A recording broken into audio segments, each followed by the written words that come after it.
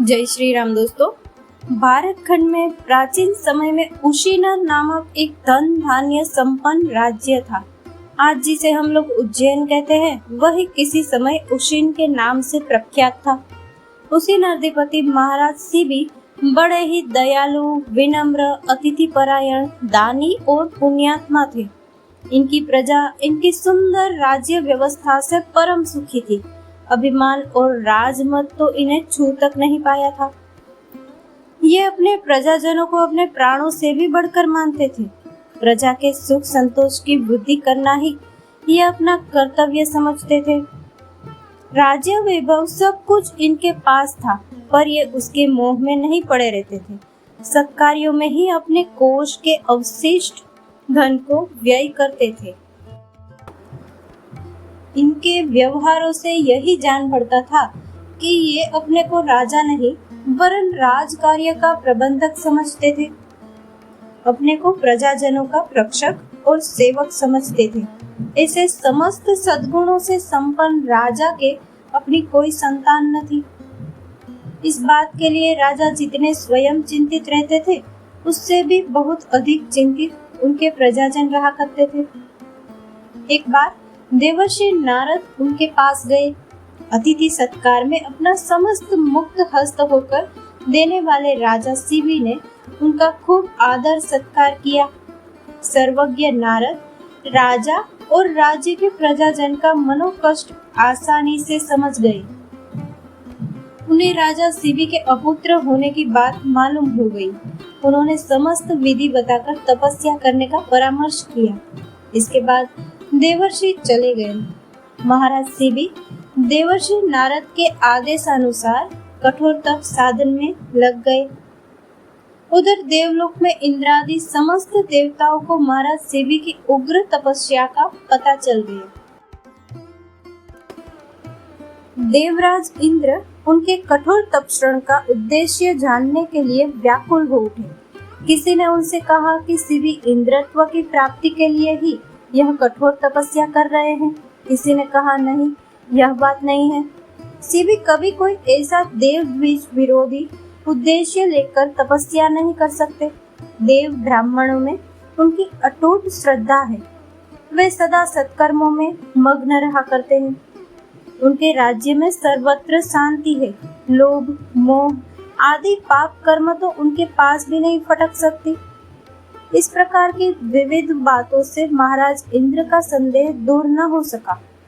उन्होंने महाराज शिबी की परीक्षा लेने का निश्चय किया। बिना पूरी तरह परीक्षा लिए किसी तपस्वी का मनोभाव मालूम नहीं हो सकता। पहले हल्की परीक्षाएं ली गई, जिनसे देवराज इंद्र को यह मालूम हो गया कि शिबी बहुत ही निरभिमान मनुष्य है। वे किसी साधारण व्यक्ति से भी अपने को बड़ा नहीं समझते।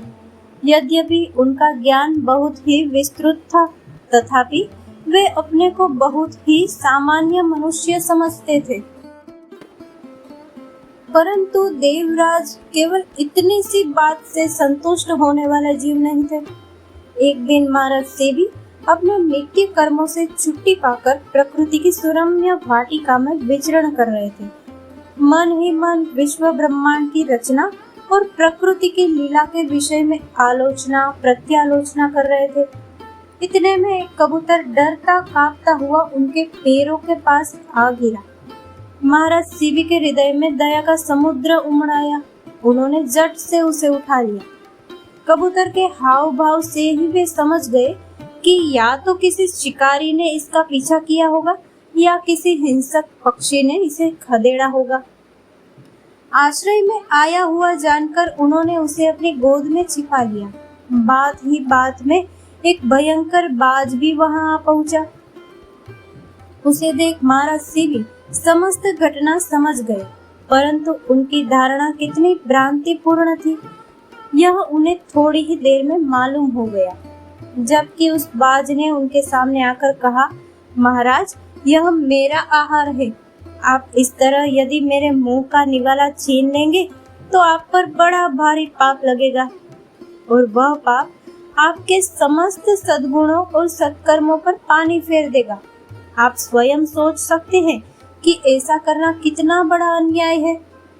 आप यदि मेरा आहार नहीं देंगे तो आज से ही आप अन्यायी कहे जाएंगे और एक अन्यायी राजा के राज्य में जैसे अंधेर होते हैं वैसे ही अंधेर यहाँ भी होने लगेंगे। फिर उसका परिणाम क्या होगा यह तो आप स्वयं समझ सकते हैं। बाज के मुंह से ऐसी युक्तिपूर्ण बातें सुन राजा के आश्चर्य की सीमा न रही। वास्तव में वे बड़े असमंजस में पड़ गए।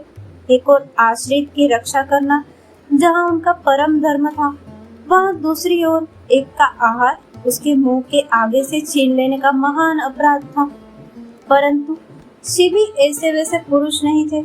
रक्षा के लिए वे सब कुछ कर सकते थे। उन्होंने थोड़ी देर तक सोच विचार करने के बाद बाज से कहा, देखो भूखेबाज, तुम चाहे जो कोई क्यों न हो और चाहे जिस रूप में ही क्यों न हो, मैं आश्रित निर्दोष कबूतर के लिए अपना सर्वस्व अर्पण कर दूंगा, पर इसे न दूंगा। तुम मांसाहारी पक्षी हो, मांस मिलने से ही तुम्हारी भूख की निवृत्ति हो सकती है। अतएव तुम चाहो तो मैं इस कबूतर के बराबर मांस वजन करके दे सकता हूँ। आशा है तुम इतने से ही संतुष्ट हो जाओगे। बाजी ने कहा, जैसा इस पक्षी का मांस है वैसा ही दूसरे का हो तो मुझे इसमें कोई आपत्ति नहीं, पर आप मांस के लिए जब एक दूसरे प्राणी को कष्ट देंगे तब क्यों नहीं इसे ही मेरी भूख की प्राप्ति के लिए दे देते। शिवी ने कहा, नहीं नहीं बाज, मैं किसी भी प्राणी को कष्ट देना नहीं चाहता। मैं अपने ही शरीर से इसके बराबर मांस काटकर तुम्हें दे दूंगा। इसके लिए मुझे कुछ भी कष्ट नहीं होगा। अब बाज के पास कोई दलील नहीं रह गई। उसने कहा, अच्छी बात है, जब आप यहाँ तक करने को तैयार हैं, तब मुझे कुछ भी कहना नहीं है। महाराज शिवी ने उसी समय तुला मंगवाई और एक ओर उस कबूतर को बैठा दिया तथा दूसरी ओर अपनी जांघ काट कर रख दी। पर यह क्या, कबूतर इससे भी अधिक भारी है। उन्होंने दूसरा अंग काटा पर कबूतर फिर भी भारी रहा। अंत में राजा शिवी अपना विशाल वक्ष स्थल काटने के लिए तैयार हुए। आश्रित रक्षा के लिए इस प्रकार अपना वक्ष स्थल काटने करने को तैयार देख बाज फौरन न जाने कहाँ गायब हो गया। कबूतर भी अंतर्ध्यान हो गया। उनके स्थान में स्वयं देवराज इंद्र और अग्निदेव दिखाई दिए। उन्होंने परम प्रसन्नता के साथ राजा शिवी को आशीर्वाद दिया और कहा, महाराज बस कीजिए, आपकी परीक्षा पूरी हो चुकी। हम आपको पहचान नहीं सके थे, इसीलिए इतना कष्ट दिया गया। आप धन्य हैं। दया और आश्रित रक्षा रूपी धर्म भी आपको पाकर धन्य हो गया। आप क्या चाहते हैं? किस लिए आप इतनी कठोर तपस्या कर रहे हैं? आपको जिस वस्तु का अभाव है वह अवश्य मिलेगी। आपकी तपस्या आज पूरी हो गई। ईश्वर आपकी मनोकामना पूर्ण करे। देवगण की कृपा से महाराज शिवी के कटे अंग फिर जुड़ गए। वे सानंद कर आए और पुनः राज कार्य देखने लगे। कुछ ही काल बाद रानी गर्भवती हुई और यथा समय एक परम रूपवान पुत्र ने जन्म लिया। सारा राज्य आनंद से खिल उठा। माता पिता और परिजनों के आदर और लाड़ प्यार से बढ़ने लगा। महाराज शिवी की चिंता अब जाती रही। वे अब इस लड़के को ही सारा राज्य भार सौंपने के लिए उसे राजधर्म की समुचित शिक्षा देने लगे। वे यही सोचकर निश्चिंत थे कि जब यह राज्यभार संभालने योग्य हो जाएगा तब मैं परम पद की प्राप्ति के लिए वानप्रस्थ जीवन व्यतीत करूंगा। इसी उद्देश्य से वे अभी से अपने आप को वानप्रस्थ जीवन में प्रवेश करने योग्य बना रहे थे। पुत्र प्राप्ति के लिए उन्हें प्रसन्नता भले ही हो, पर मद या अहंकार नहीं हुआ था। वे सब कार्य पूर्ववत करते थे। उनका वर्तमान जीवन राजर्षि का जीवन था। इसी समय एक दिन कोई ऋषि राजा के अतिथि होकर आए। राजा ने उनका यथाविधि आदर सत्कार किया। ऋषि ने कहा, राजन, मुझे महामांस खाने की इच्छा हुई है, इसीलिए तुम्हारे यहाँ आया हूँ। राजा बड़ी चिंता में पड़े।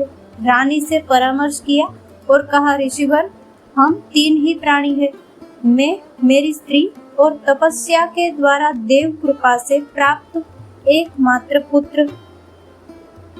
कहिए, इनमें से आपकी सेवा के लिए किसका वध किया जाए? ऋषि ने सोचकर कहा, राजन, राजकार्य संभालने के लिए तुम्हारा रहना परम आवश्यक है।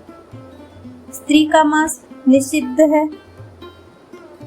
हाँ, यदि तुम मुझे संतुष्ट करना चाहते हो तो उस बालक का ही मांस खिलाओ, परंतु देखो, तुम्हें यदि कष्ट हो, यदि तुम्हारी आंखों में पानी आ जाए तो मैं उसे ग्रहण नहीं करूंगा। राजा के लिए भयंकर परीक्षा का समय था। अंत में उन्होंने कलेजे पर पत्थर रखकर ऋषि के आदेश अनुसार उसे पुत्र का वध किया, जिसके लिए उन्होंने कठोर तपस्या की थी, जिसे राज्य भर के लोग प्यार करते थे। ऋषि के कहने से रानी ने स्वयं उस प्राण प्यारे आंखों के तारे एकमात्र पुत्र का मांस पकाया। ऋषि के आगे थाली परोसी गई। अब ऋषि ने कहा, आओ राजन, तुम भी भोजन करो। राजा ने पहले न कहा, पर ऋषि के यह कहने पर कि यदि तुम नहीं आते तो मैं भी असंतुष्ट होकर चला जाऊंगा, बाध्य होकर उन्हें भी भोजन के लिए बैठना पड़ा। एकाएक ऋषि ने बच्चे का नाम लेकर पुकारा। बच्चा दौड़ता खेलता हुआ वहां आ पहुंचा। सामने की थालियों में सात्विक अन्न व्यंजन दिखाई दिए। ऋषि अब अपने सच्चे रूप में प्रकट हुए। वे स्वयं ब्रह्मा थे। राजा समझ गए कि यह भी उनकी परीक्षा थी। वे ब्रह्मा के चरणों पर गिर पड़े। आश्रित की रक्षा के लिए और अतिथि के सत्कार के लिए इतनी उदारता का दूसरा उदाहरण संसार के इतिहास में नहीं मिलता। दोस्तों, इस कथा को लाइक और हमारे चैनल को सब्सक्राइब करना मत भूलिएगा। जय श्री राम।